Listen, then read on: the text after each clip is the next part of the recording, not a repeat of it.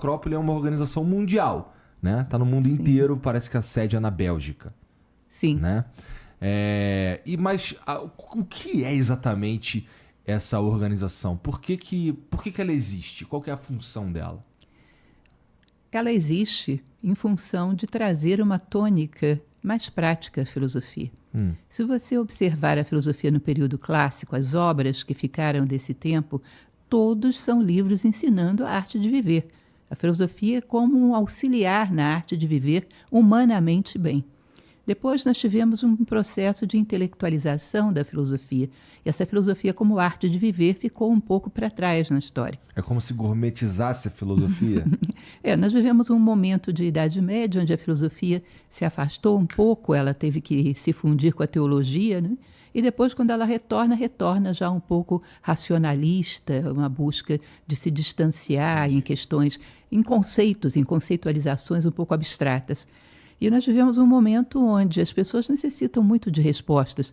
Às vezes, nem sempre a religião lhe dá as respostas que elas querem, nem sempre confia muito na política, as pessoas estão um pouco perdidas. E às vezes vão procurar respostas em, sei lá, no Oriente, em qualquer lugar. A filosofia, ela é muito útil para ajudar a trazer respostas à vida. A filosofia da maneira como se fez no período clássico. Por isso nós falamos de filosofia à maneira clássica. Tá? Ou seja, uma filosofia que se volta para pegar os conceitos que foram gerados por filósofos e ver como eu posso usá-los no meu dia a dia. Ou seja, a atividade fundamental de Nova Acrópole é esse curso prático de filosofia. Tá? É uma escola de filosofia. É uma escola de filosofia à maneira clássica. Entendi. Então, bom, essa maneira clássica que você está falando, você citou que é meio que para ajudar a gente na arte de viver. Isso. Né? Porque, assim, se você me falar que a gente está perdido na arte, a gente não está sabendo direito lidar com a arte de viver, eu acho que eu concordo. Eu acho que a gente está vivendo um momento que... primeiro que a gente estava comentando antes, a gente está com preguiça de pensar, né? Nós, seres humanos, estamos com preguiça de pensar e meio que terceirizando o trabalho de pensar, né? E isso, na minha opinião, tem a ver com... Putz, a gente não esqueceu como é viver. A gente tá meio mecânico. Faz um tempo, inclusive, né? Talvez tenha sido acentuado aí com a chegada de internet, redes sociais e a maneira como a gente tá lidando com a realidade. Mas era legal mesmo a gente aprender, ou, na verdade, se reconectar com... Lembrar que a gente precisa viver, né? Com certeza. A ideia é de construir alguma coisa, ser fator de soma, agregar algum valor a si próprio e ao mundo. Não viver em vão, sair daqui um pouco melhor do que você entrou, ou seja, expansão de consciência, uso correto da razão.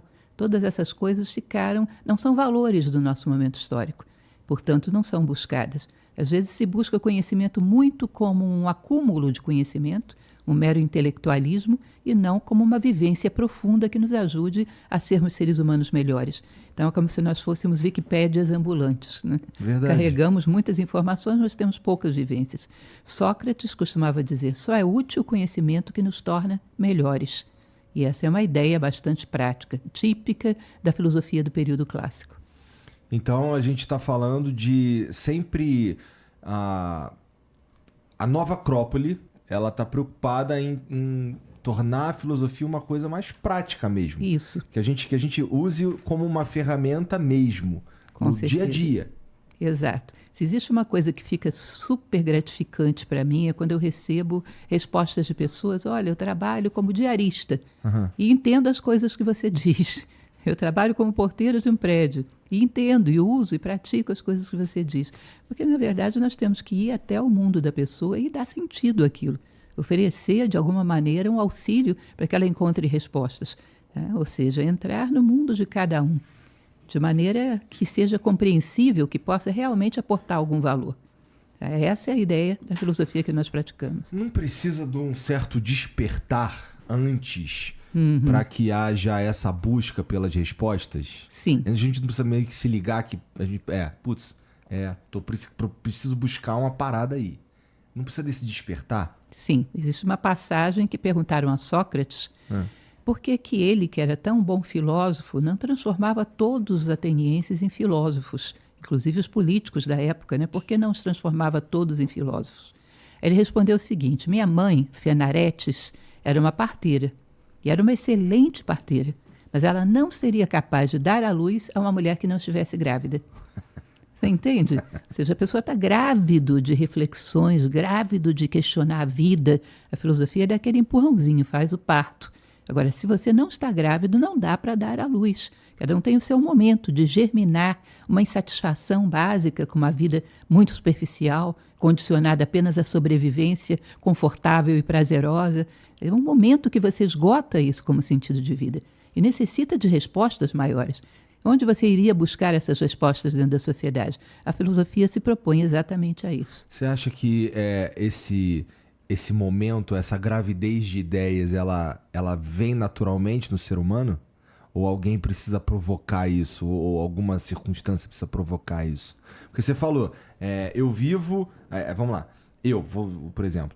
Eu vivo sei lá, por prazer imediato, por tudo isso, sei lá, por parecer mais feliz do que eu realmente sou, não sei o quê. E chega uma hora que isso fica vazio pra mim. Isso vai chegar para as pessoas meio que assim, por conta da experiência de vida, na tua opinião? Sim, o vazio já é a gravidez. Você não tem como fazer uma pessoa que está curtindo a vida do jeito que ela leva, ou seja, meramente flutuando sobre a vida de uma maneira muito superficial, você não tem como fazê-la se interessar por questionar a vida. Ela ainda tem necessidade de experiência. Agora, uma vez que gerou esse vazio que você está falando, a gente já pode começar a oferecer algum auxílio para que ela possa preencher esse vazio. Mas tem que haver um esgotamento, que é o mérito de cada um. Ou seja, cada um se faz filósofo.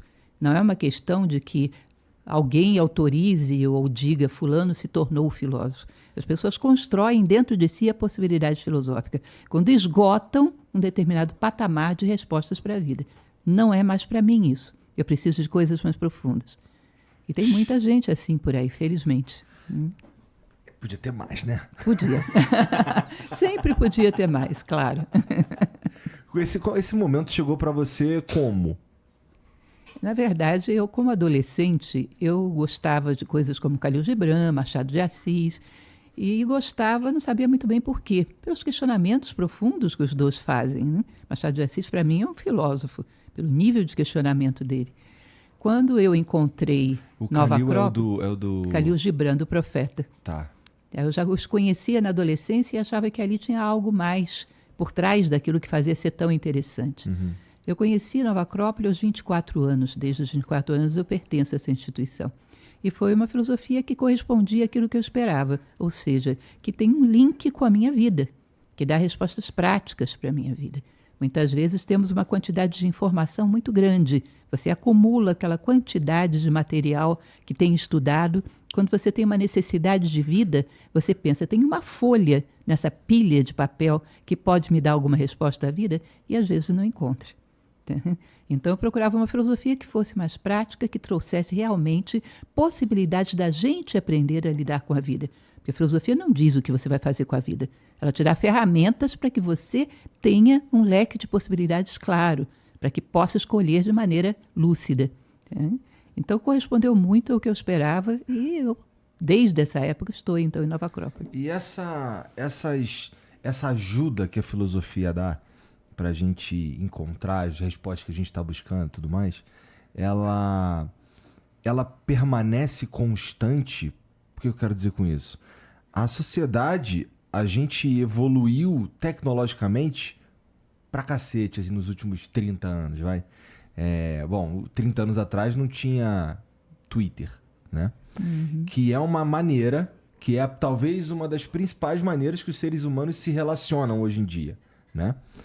A filosofia, ela acompanha isso daí, essa evolução tecnológica, essa mudança de hábito mesmo do ser humano em se comunicar e tal, ou ela é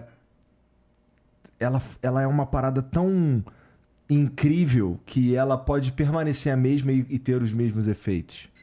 Na verdade, ela tem que se atualizar para as novas necessidades do homem. Mas o fundamental da filosofia não é acompanhar a tecnologia, é acompanhar a evolução humana. O ser humano como um ser que tem uma plenitude de valores, virtudes, sabedoria, aquilo que você poderia considerar de um ser humano pleno, realizado, o ápice da pirâmide.